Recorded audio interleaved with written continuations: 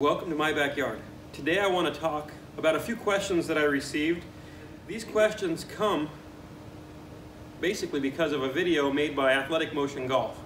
And in this video, the guys at Athletic Motion Golf, what they've done is they've talked about how if you want to create a lot of club head speed, you need to create a lot of hand speed early in the golf swing. And that's something that's measured. It's true. The players that hit the ball the farthest create the most hand speed. They also are able to convert that hand speed into club head speed. There are some players out there who create a lot of hand speed, but not a lot of club head speed. Most amateurs, in fact, create quite a lot of hand speed, but not much club head speed. I'm going to break this video into two parts. In part one, I'm going to talk about how hand speed is created. The guys at Athletic Motion Golf, they did a really good job of showing that players make a lot of hand speed, and they showed a few things about the direction the hands move in the beginning. But what they don't get into is how players create that speed and how the hands move in the directions that they do. So in this lesson, what I want to do is I want to talk about how that hand speed is created by the best players. What I've found is that there's basically two different ways that you can create a lot of hand speed. The first way is we can swing the golf club up, and in transition, we can really accelerate our hands and arms down. And you'll see that there are some players on tour who do this. So it's definitely an option and a way to do it. In my opinion, it's not the optimal way to do it, and you don't see the best ball strikers in the world doing that. It kind of goes against natural athletic motion. So here we have an example of players who do just that. They both accelerate their arms in transition. So you can see the lead arm adduction angle immediately starts to widen. And these players reach maximum hand speed or grip speed about at P5.5 like the others, around 22 miles per hour.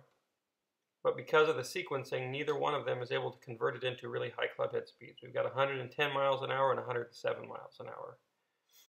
So the second way to create a lot of hand speed is to use your pivot to accelerate your arms initially and to be a platform for you to then accelerate your arms even further. So here we have two examples of people doing just that. Here you can see the man swinging the axe and how he uses his core to drive his arms. And here, man swinging a sledgehammer, you can really see how he uses his core to get his arms started. And then once they're started, then he really starts to accelerate it and apply force to his hands and arms. That's what natural athletic motion is, and it's the most efficient way to do it.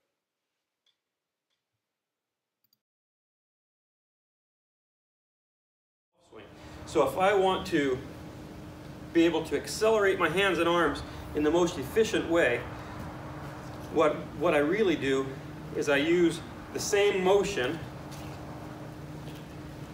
only in a different plane that I would use if I was swinging a hammer or an axe. So when I get up here, now because this club's gone around me,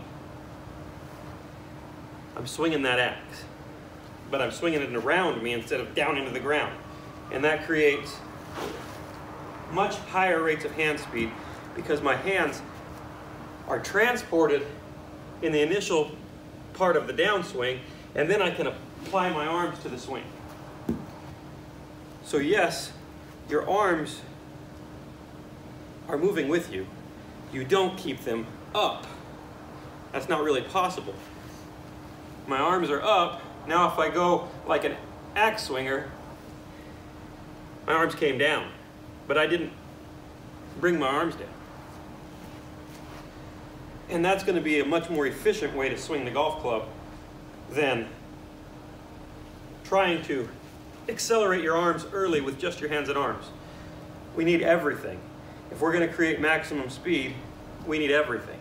And we need to do it in the right order. Here we have an example of two players that create over 26 miles per hour of grip speed. And they do it because they have a much more athletic transition. So you can see, as they begin to transition, their left arm adduction angle actually decreases. So their arm gets more pinned against their chest, and their arms get transported by their pivot up until about left arm parallel. And at that point in time, they're creating about 17 miles an hour without using their arms, and then their arms begin to accelerate, allowing them to reach above that 26 miles per hour mark by about P5.5. Most players reach maximum hand speed somewhere between P5 and P6, about right there, so halfway in the middle. And what's really important is at this point in the swing, they really haven't started to give away any of the angles created in their wrists. Almost every player I've looked at has nearly the same amount of wrist hinge at maximum hand speed that they had at the top of their backswing, which is extremely important to be able to convert it to speed. So what generally I see with amateur golfers is in transition, they're making quite a lot of hand speed, but they're also accelerating the club head too soon. Professionals aren't really putting a lot of force to accelerate the club head early in the downswing. What's happening is, as they start down, they're accelerating their hands and arms either with their body or with their arms being a little more independent, but in either case, they're not accelerating the head early.